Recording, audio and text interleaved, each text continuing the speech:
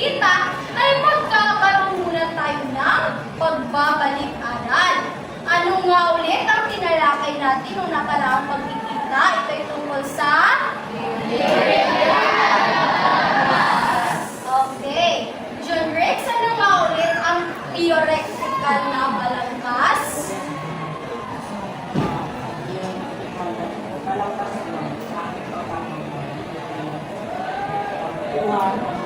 Angkop na teorya sa angkop na sa teorya na pinili mo sa ideya nila. Okay. Tama ba? Si John Rex? Tama ba? Okay. Ang theoretical na balangkas ay nagsisilbing gabay sa mga pananaliksik na naglalaman ng mga ugnayan ng konsepto at teorya. Ngayon, saan naman natin makikita ang teoryang ginagamit sa theoretical na balangkas, Ron? Panimula. Pakigamit ito sa pangungusap.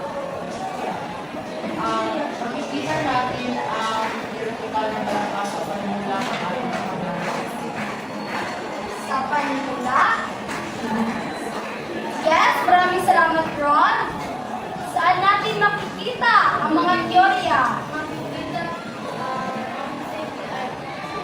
Makikita po natin ito sa internet, sa diaryo, sa magazine.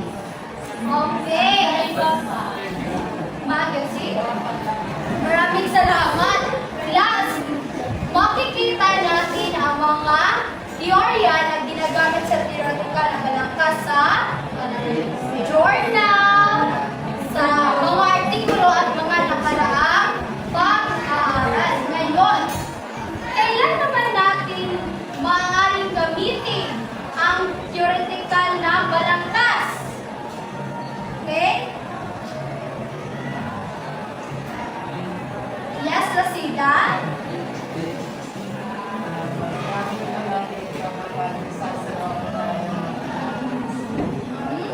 Maraming salamat. Class, ginagamit natin ang teorya sa theoretical na balangkas sa simula ng pananaliksik upang magabayan ang mga mananaliksik sa kanilang pagsusuri at eksperimento. Ngayon, Zipporah, bakit mahalaga ang theoretical na balangkas? Mahalaga ang theoretical na balangkas.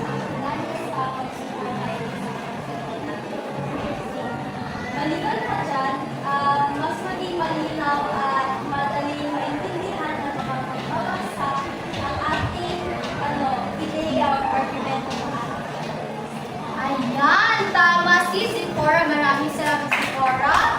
Tunay nga na kayo ay nakinig sa nakaraan nating talakayan. Ngayon ay ipapakita ninyo ang inyong pangkatang gawain. Hindi ba binigyan ko kayo ng gawain? Okay? Nasaan ang unang pangkat? Okay, ngayon ay pupunta muna kayo sa inyong mga pangkat. Dito ang unang pangkat, pangalawang pangkat, at ang pangatlong pangkat. Go!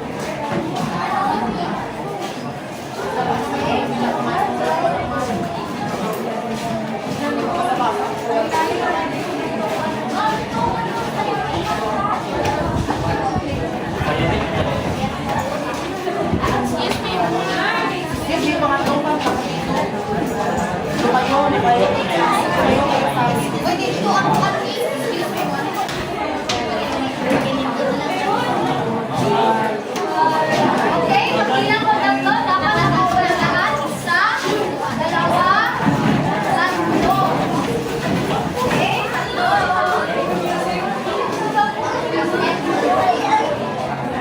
Last, ating alalahanin ang ating mga tutunin o iwasan ang ingay. Okay, limitahan ang ingay. So, ang unang pangkat ay magpapakita ng kanilang radio broadcasting. So, narito ang kanilang pamantayan na ibigay ko na sa kanila sa nakaraan nating pagkikita. Ngayon ay tunghayan natin ang magpapakita ng unang pangkat. Palakpakan natin!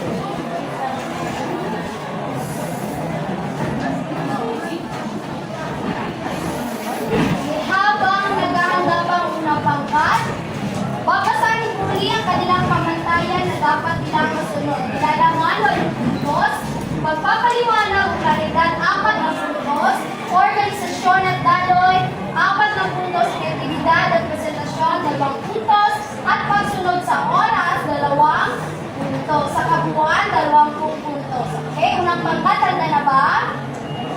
Okay, simulan na ang inyong pagpagawa.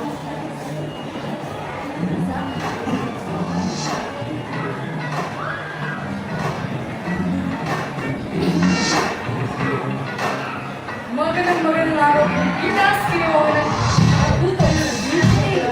Ang radyo na magandang.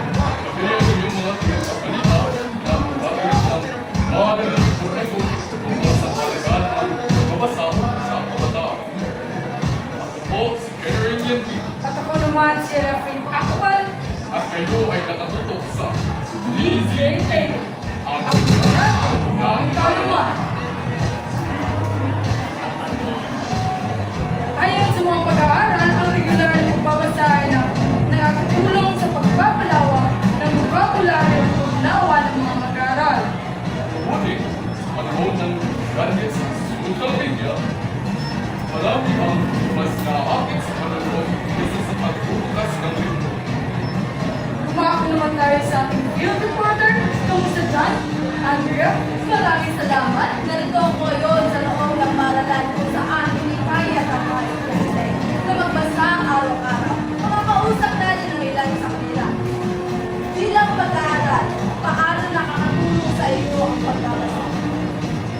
Malaking po ang economic dollar, mas naiintindihan po ang mga mas magaling na ako sa pagsalamat sa pagbabago. Maraming salamat po. Bakit mahalaga ang daily habits sa pagbabago? Mahalaga kasi kapag mahilig magbasa ang mga bata, mas magiging critical ang pag-iisip nila at handa sila sa mas mataas na pag-ibig. Especially ito, tayo na popularity sila mas ma-enhance yung pag-ibig mga comprehension. Maraming salamat po. At kung naman po ba, ano naman po ang papel ng isang pagiging maganda? Ang papel ng isang maganda ay dapat ay nagbasa mo. Hindi nagbibiro, hindi tuturuan nila sila na magandang asset para sa kanila. Maraming salamat po. At tingnan po ulit, kasama rin natin ang isang library. At ang isang library na talaman na dito ang isang ano po ang masasabi? Maraming libre ng dito sa ating sinakatan. Naaniyakan namin ang lahat ng kusina at masasabi. Napakita ng pag-aaral na 20 minutong pagbabasa bawat araw ay may malaking epekto sa talino at pagkakaroon ng kamalaman. Maraming salamat po. Mula dito sa paaralan, ako ang iyong reporter na si Andrea. Balik sa inyo. Maraming salamat, Andrea, sa iyong ulat. Tunay nga ang pagbabasa ay susi sa mas malinaw na kinabukasan. Ang ating radyo ay nagbabalik po pagkatapos ng isang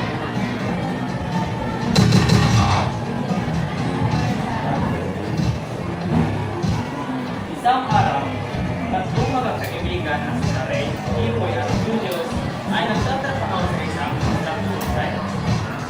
Hi, sabi ng Ray. Nakahalo na si Ito. Si Ito, matagal ko lang ito. Ay, hindi lang naman ikaw ang may problema. Ako nga, kanina pa sumasakit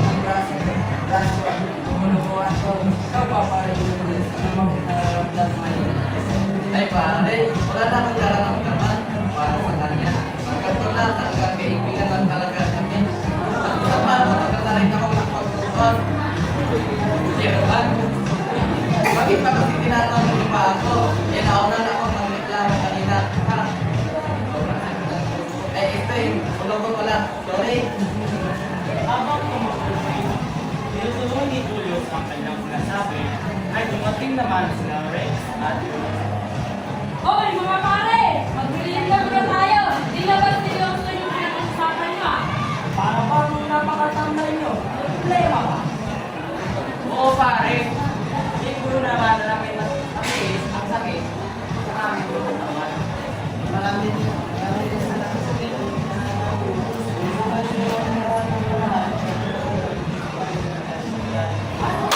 Ano ba problema yun? Ay, tama na nga yan. Sakit ba ng katawan ang problema nyo? Huwag na mabahala. Hindi na kayo. Palaksan FR. Course, 15 minutes. Magtiis ka pa ba? Kalimutan mo na siya. Palaksan FR. Takot sa sakit ng katawan. Talagang yung love yan.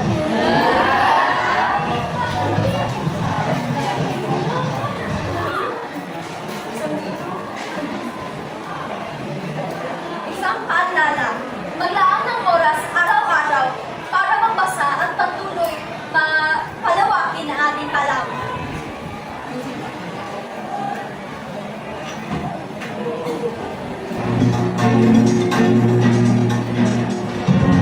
At yan naman po ang mga balita sa araw nito. Ako po si Alia Cabal. At ako naman po, si Henry Lentis. Ito ang Easy Edo. ang radyo Ng Panama. Ay! Maraming salamat po ng pangkat. Siya naman natin ng 5 palakpak at 5 palakpak ang unang pangkat. 1, 2, 3, 4, 5, 1, 2, 3, 4, 5. Ngayon ay hindi naman magpapatalo ang ikalawang pangkat. One more time.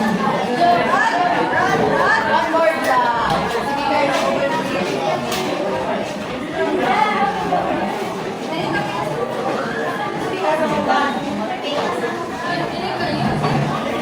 Para sa kalaman ng lahat, ang pangalawang pangkat ay gagawa ng sayapin.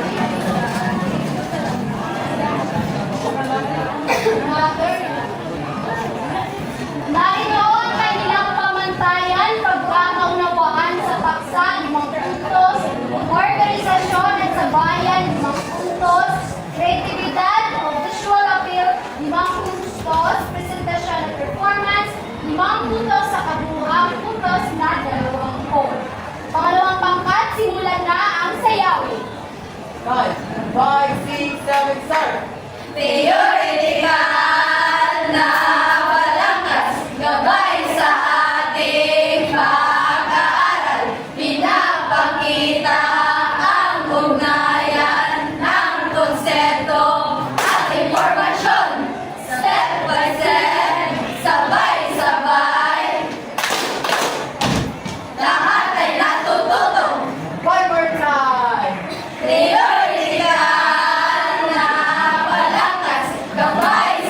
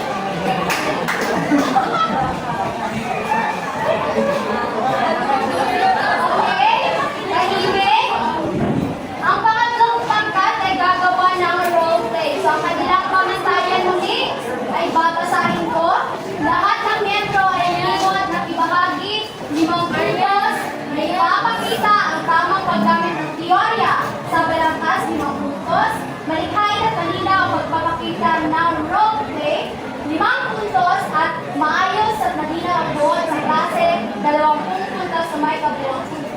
5 puntos sa may kabuuang puntos na 20. Simulan na. Group 3. Magandang umaga sa lahat. Ngayon ay magtutuloy kami tungkol sa paggamit ng theoretical na balangkas sa isang sitwasyon.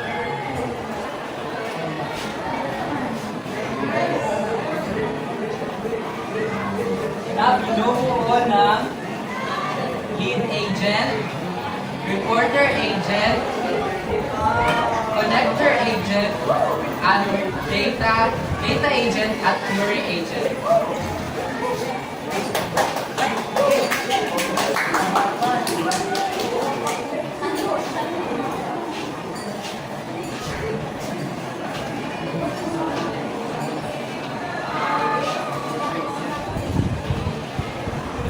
Okay guys, ngayon ay gagawa tayo ng theoretical na balangkas patungkol sa epekto ng social media sa mga kabataan.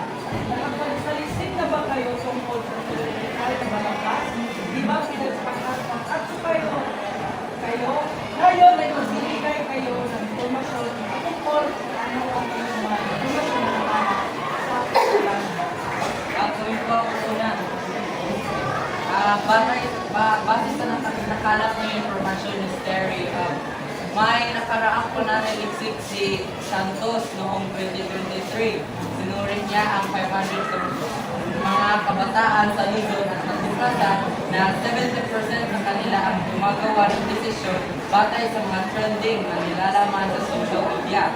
Noong 2022 naman, ang pag-aaral ni Reyes ay nagpapakita na 65% ng mga kabataan ang bumibili ng produkto dahil lang sa pag-promote ng mga influencer. Kaya hindi nila ito kailangan. Mayroon din pong pag-aaral mula sa ibang bansa. Pag-aaral ni Johnson noong 2021 sa Estados Unidos ay ito rin ay nagpapatunay na ang kabataan ng mas maraming oras sa social media ay may posibilidad na gumawa ng mabilis, ngunit hindi loyal. Okay, tama. Yan ay isa sa mga theoretical na balangkas. Mayroon pa ba kayong Kami po. Batay sa nangarap ni na Maureen at Oscar, napakahalaga po ng mga data na pwede natin gamitin ang rational choice theory at pure psychoanalytic theory para bigyan kahulugan ito. Sabi ng rational choice theory, ang mga tao ay gumagawa ng desisyon batay sa pagtimbang ng gasto ng ating desisyon. Pero yung konsepto ng ID, ego at superego ni Hume ay makakatulong para maunawaan kung bakit hindi palaging sinusunod ng mga kabataan sa mga rational. meron pa ba? Amin. Ayon naman sa aming kalap ng mga daos, ang Globe Programas ng mga nanisip, napakita ko na ang mga bata ngayon na nag-focus pa ng mga mabawasan ang bagay sa mga ito, pero lang naman ang kanilang mga artigo na ito ay maaaring tama, at ito naman ay sinusuportahan ng datos na nahanap ng ganyan. Batay sa mga bumubuot ng Eric at Lisa, batay sa mga nakaraang pananaliks, gamit ang nag-isip ang mga kabataan ay pagpapasya ng rasyonal, ngunit ang agarang kasiyahan at kalitunang pressure nila sa pagkakita ay humahansol sa id at ego na mapalitan kaysa sa pagkakita. Kaya minsan hindi nila may patupad ang legal na ito. Yun lahat ay tama. At ito ay patungkol sa epekto ng social media sa mga kabataan. Yan po, yan ang ating pamagal sa ating pananaliksik. So, sa kabuuan, ang theoretical na balangkas ay pinagsasakuran ng organisa ng mga konsepto, theory at ideology upang maunawaan at may paliwanag sa particular na phenomenon o problema sa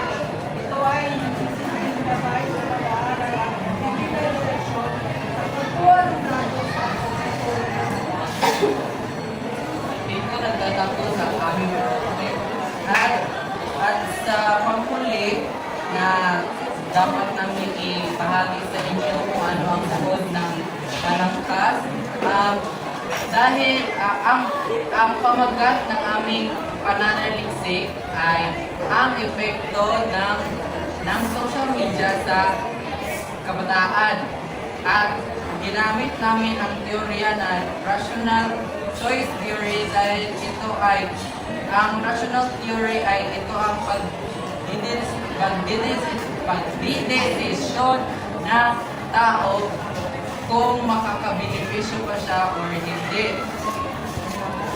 Tama ba or mali? At ang psychoanalytic theory naman ay nagbibigay kung kailangan ba nila itong gawin or hindi. Maraming salamat.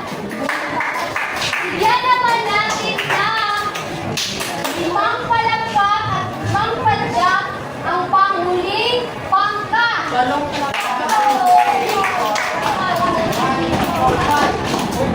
Ulit, kasi ilan sa inyo ay hindi magbigay ng palakpak. Sa 2, 3, 1, 2, 3, 4, 5, 1, 2, 3, 4, 5. Okay, ngayon ay maraming salamat tatlong pagkat.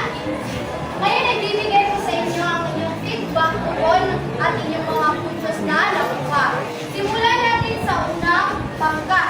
Tumayo ang unang pangkat. Narito ang inyong feedback. So, batay sa aming nakita na ipapakita nyo sa inyong broadcasting ang mga hakbang sa paghahanap ng theoretical na malangkas sa tungkol sa mahin, variable, pagbabalik-aral sa literatura, pagsusuri ng teorya at limitasyon ng teorya. Na ipapaliwanag ninyo ng maayos, may kalidad ang inyong pinakita range of broadcasting, may daloy, organisasyon, kreatibidad, meron din, at pagsunod sa oras, kaya ang unang pangkat ay nakakuha ng 20 punto. Bari na kayong punto. Sa pangalawang pangkat, bari kayong tumayon. Okay.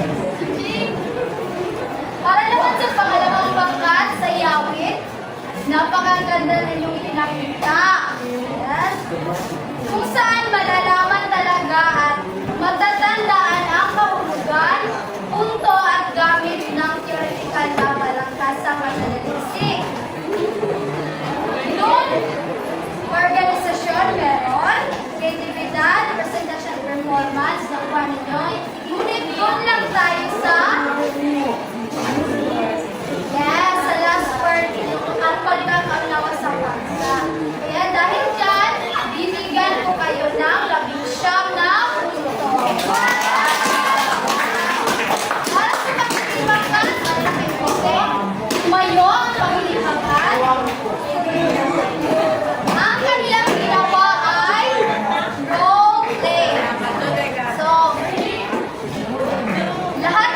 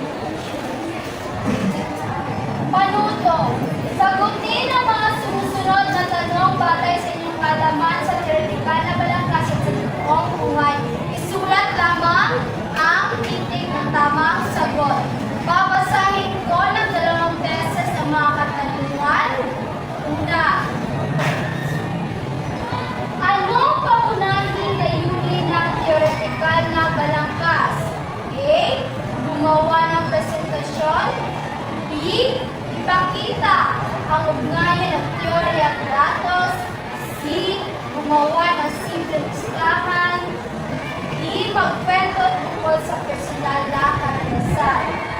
Ulit, anong kaugnayan na limit ng theoretical na balangkas? A. Gumawa ng presentasyon. B. Pakita ang ugnayan ng teorya at datos. C. Gumawa ng simpleng listahan. D. Magkwento tungkol sa personal na karanasan. Number 2. Saan mo makikita ang mga umiiral na teorya para sa theoretical na balangkas? A. Sa mga social media posts. B. Sa mga nakarang pag-aaral ng literatura. C. Sa organisa opisina ng guro. D. Sa internet memes. Ulit, saan mo makikita ang mga umiiral na teorya para sa theoretical na balangkas? A. Sa mga social media posts. B. Sa mga nakaraang pag-aaral ng literatura. C. Sa opisina ng guro. D. Sa internet of memes. Pangatlong katanungan. Kanino nakatuon ang theoretical na balangkas? A. Sa mga guro lamang. B. Sa mananalisik at pambansa. C. Sa mga kaibigan. D. Sa pamilya lamang. Kanino nakatuon ang theoretical na balangkas? A. Sa mga guro lang. B. Sa mananalisik at pambabasa. C. Sa mga kaibigan. D. Sa pamilya lamang. Pangapat na katanungan. Kailan ginagamit ang theoretical na balangkas sa isang proyekto? A. Bago magsimula ang proyekto. B. Pagkatapos ng quarter. C. Kapag tapos na ang lahat ng gawain. D. Sa pagitan ng break. Kailan ginagamit ang theoretical na balangkas sa isang proyekto? A. Bago magsimula ang proyekto. B. Pagkatapos ng party. C. Kapag tapos na ang lahat ng gawain. D. Sa pagitan ng break. Number 5. Bakit mahalaga ang theoretical na balangkas? A. Para magkaroon ng kasunod sa pagsusuri at interpretasyon. B. Para masaya lang ang proyekto. C. Para makakuha ng mataas na grado. D. Para sa dekorasyon ng classroom. Bakit mahalaga ang theoretical na balangkas? Para magkaroon ng basihan sa pagsusuri ng interpretasyon. B. Para masaya lang ang proyekto. C. Para makuha ang mataas na grado. D. Para sa dekorasyon ng classroom. Number 6. Paano mo malalaman kung anong teorya pwede gamitin? A. Basta pumili lang ng paborito. B. Batay sa pagkain sa layunin at paksa ng proyekto. C. Tanungin ang kaibigan. D. Research na bakit sa online ng walang pagsusunod. Paano mo malalaman kung anong teorya ang pwede gamitin? A. Basta pumili ng paborito. B. Batay sa pagkain sa layunin at paksa ng proyekto. C. Tanungin ang kaibigan. D. Search lang online nang walang pagsusunod. Done. Number 7. Ano ang maaaring gawin kung may limitasyon ang teorya ang ginagamit? A. Baliwalayin ito. B. I-adjust o i-consider sa pagsusuri ng resulta. C. Balitan ng ibang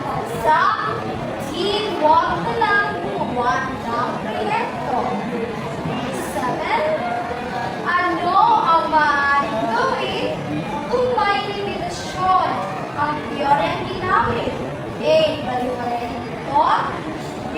I-adjust o i-consider sa pagsusuri ng resulta. C.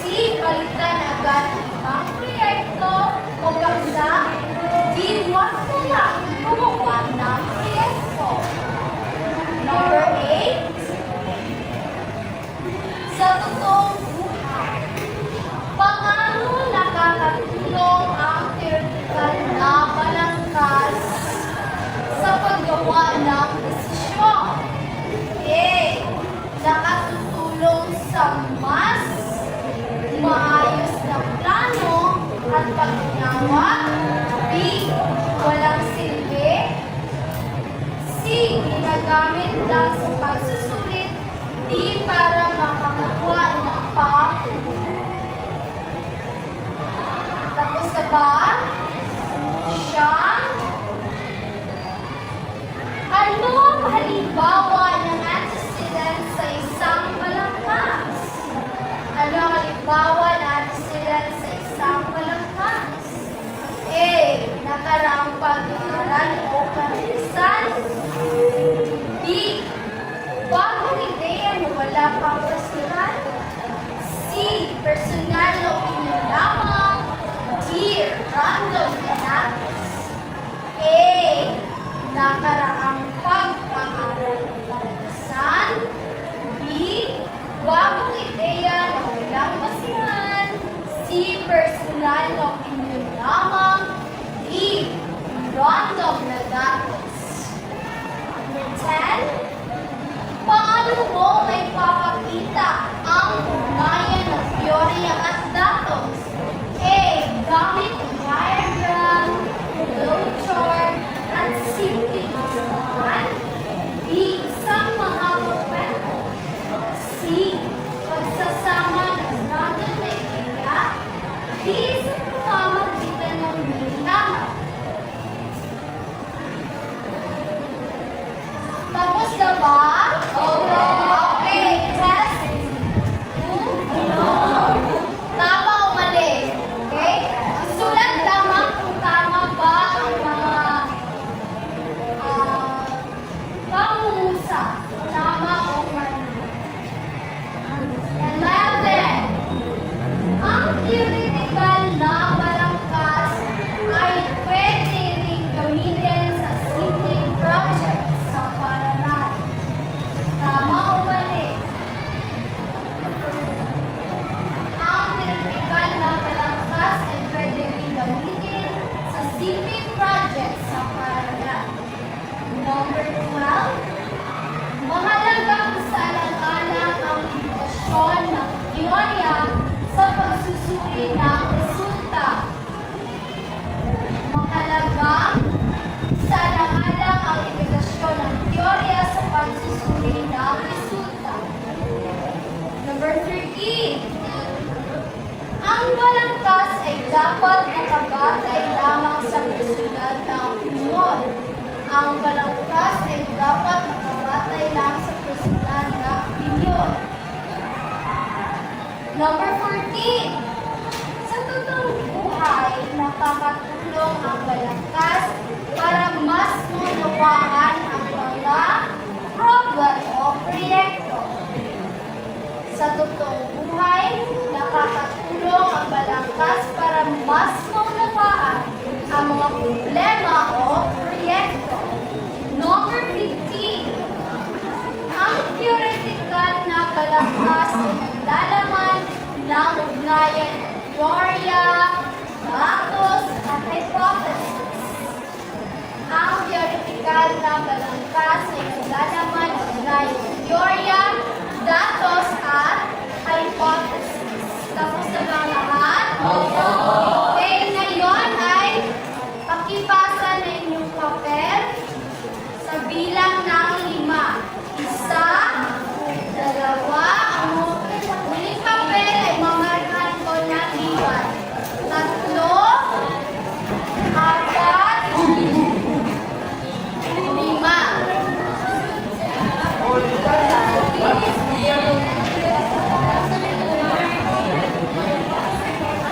4, 5.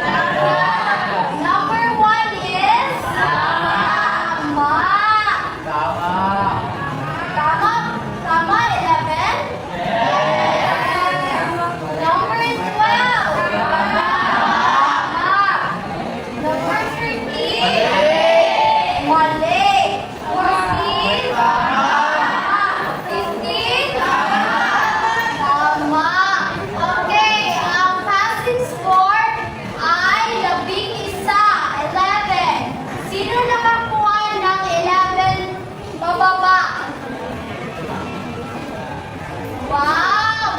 Lahat sa inyo kayong lahat ay nakapasa. Kay 15, pakitaas ng papel. Wow! 14, 13,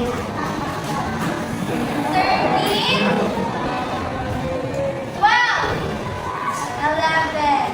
Okay, very good, Yusby. Tunay na kayo ay may natutunan sa talakayan natin. Ngayon, pakibasa ng papel sa Helga.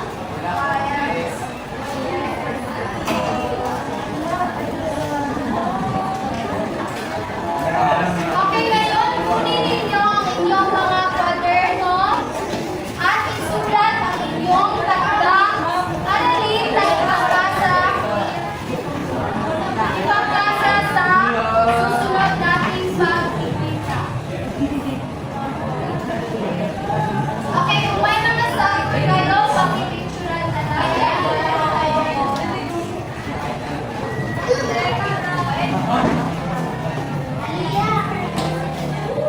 Narito na ba lahat ng papel? Yes.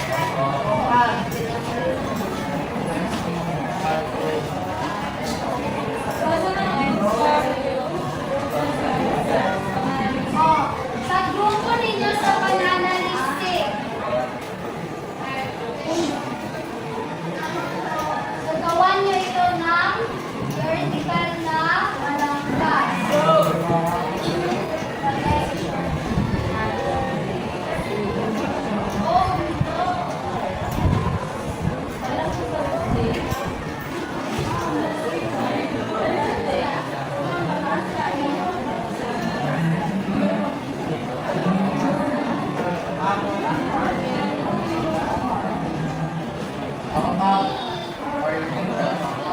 Margin,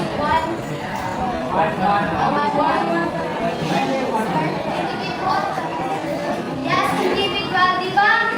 Magka-grupo kayo. So, ang isang paksa nyo sa grupo, gagawin niya